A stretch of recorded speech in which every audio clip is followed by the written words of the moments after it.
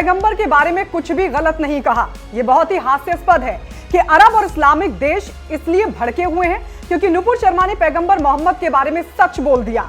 नुपुर शर्मा पर तो भारत को गर्व महसूस करना चाहिए। नुपुर शर्मा पर भारत माफी क्यों मांगे, ये किसने कहा है, ये बताएंगे आपको। लेकिन अब लोग ये भी सवाल पूछ रहे हैं कि क्या वाकई नुपुर शर्मा के बयान पर अरब देशों का भारत के मुस्लिमों का भड़कना जायज है। नुपुर शर्मा ने अपनी सफाई में कहा था कि उनके सामने भगवान शिव के बारे में उल्टा सीधा बोला जा रहा था, तो उन्होंने बस उसका जवाब दिया था। लेकिन बयान पर जिस तरह का बवाल मचा है वो अपने आप में कई सवाल खड़े करता है और लोग ये सवाल पूछ भी रहे हैं कि जब हमारे देश में वो तमाम सबूत मिलते हैं कि कैसे मंदिरों को तोड़कर मस्जिद बना दी गई, कैसे हिंदू संस्कृति को बर्बाद करने की कोशिश सैकड़ों सालों से होती रही और आज भी उसके कई सबूत मिल रहे हैं, जाहिर है ढूंढेंगे तो मिलते भी रहेंगे। जो मसले अभी कोर्ट में है, हमारे यहाँ कोर्ट सही गलत का फैसला करता है। नुपुर शर्मा पर भी कोर्ट कार्रवाई करता, लेकिन देखिए ना, हमारे तो घर में ही बवाल मचा था, हमारे तो घर के ही लोग सड़कों पर बवाल मचाने लगे और उनका बवाल देख अरब देश आ गए बहती नदी में हाथ धोने। पर यह तो हमारे घर का मसला था, हमारे घर में भी उस आस्था के लोग रहते हैं जिनका पूरा सम्मान होता है। लेकिन बाहर के लोग इसमें क्यों आपत्ति जता रहे हैं? यहाँ अकबरुद्दीन ओवैसी को सुन ले तो पता चलेगा वो कैसे सरेआम हिंदू देवी देवताओं के खिलाफ बोलते हैं, जिस पर उसी समुदाय के कुछ लोग तालियां बजाते हैं, हंसते हैं। लेकिन कोई इस्लामिक देश नहीं आता बीच में, कोई आपत्ति नहीं जताता कि यह गलत है, भारत को सख्त कार्रवाई करनी चाहिए। क्यों? क्योंकि यह आपकी आस्था का मसला है। लेकिन हमारे यहाँ अकबरुद्दीन पर बवाल भी नहीं होता और अगर कोई एफआईआर भी दर्ज हुई तो कोर्ट ने ही उस पर एक्शन लिया। हमारे घर में भी किसी ने सड़क पर उतरकर बवाल नहीं किया। खैर, ये बात हमारे देश में बैठे लोगों को भी समझनी होगी कि आज इस मसले पर बाहर के मुल्क हमें घेरने की नाकाम कोशिश कर रहे हैं। चलिए तो आपको बताते हैं किसने मुस्लिम देशों को नसीहत दी है और कहा है कि नुपुर शर्मा ने सच कहा और सच इस्लामिक देश सुनना नहीं चाहते।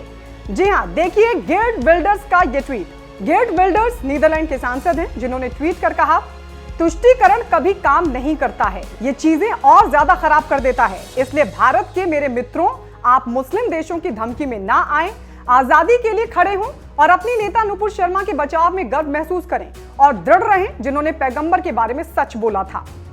अब इस ट्वीट के बाद गेट बिल्डर्स को मौत की धमकियां दी जाने लगी हैं। इस पर उन्होंने कहा है कि पाकिस्तान से लेकर तुर्की तक से मुझे धमकियां दी जा रही हैं, लेकिन इस धमकी से कुछ भी हासिल नहीं होगा, मैं सच बोलने से नहीं रुकूंगा। नुपुर शर्मा की पैगंबर को लेकर हो रही निंदा के बीच नीदरलैंड के इस सांसद गेर्ड विल्डर्स ने खुलकर उनका समर्थन किया है।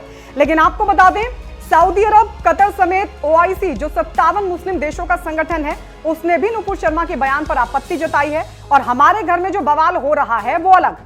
जाहिर है, इंटरनेशनल लेवल पर एक देश होने के नाते भारत के भी तमाम देशों से अपने हित, अपने आर्थिक लाभ और डिप्लोमेटिक रिलेशंस हैं, जिसके मुताबिक ही एक देश के तौर पर भारत की सरकार का अपना दायित्व भी है और वो दायित्व देश की आर्थिक प्रगति के लिए जरूरी भी है। आपकी हर बात से कोई सहमत हो ये जरूरी नहीं, लिहाजा कुछ फैसले लेने भी पड़ते हैं जो कई देशों में भारत के बाइकॉट अभियान के चलने के बाद शायद जरूरी भी हो गया था। लेकिन यह भी कान खोलकर सुन लेना चाहिए इन देशों को, जब अयोध्या में राम मंदिर की मांग हो रही थी तब कोई मुस्लिम देश नहीं आया ये कहने के लिए कि जो हुआ वो गलत था। जो जगह हिंदुओं के भगवान की थी उस जगह से मूर्तियां हटाकर जगह कब्जा कर एक समुदाय अपने भगवान को पूज रहा था, तब कोई इस्लामिक देश नहीं आया कि यह गलत है। यह तो धार्मिक शख्सियत पर टिप्पणी से भी बड़ा अपराध था। अरे कितने ही इस्लामिक देशों में तो टिप्पणी छोड़िए, भगवान की मूर्तियों को ही तोड़ दिया जाता है, तब कोई इस्लामिक देश नहीं आता ये कहने के लिए कि वहां गलत हो रहा है। वो पाकिस्तान जहां हिंदू पूजा पाठ नहीं कर सकते, आए दिन मंदिरों में ब्लास्ट होते हैं, मतलब सीधा ये कि आस्था स्थल को ही तबाह कर दिया जाता है, ये तो टिप्पणी से भी बड़ा अपराध है। ये अरब देश तब पाकिस्तान से अपनी आपत्ति क्यों दर्ज नहीं करवाते? क्यों? क्योंकि आपकी आस्था का मसला नहीं था ना। फिर क्यों अरब देश ये कहकर आपत्ति जता रहे हैं कि हर धर्म का सम्मान होना चाहिए? क्या हर धर्म का सम्मान होता है? नहीं होता।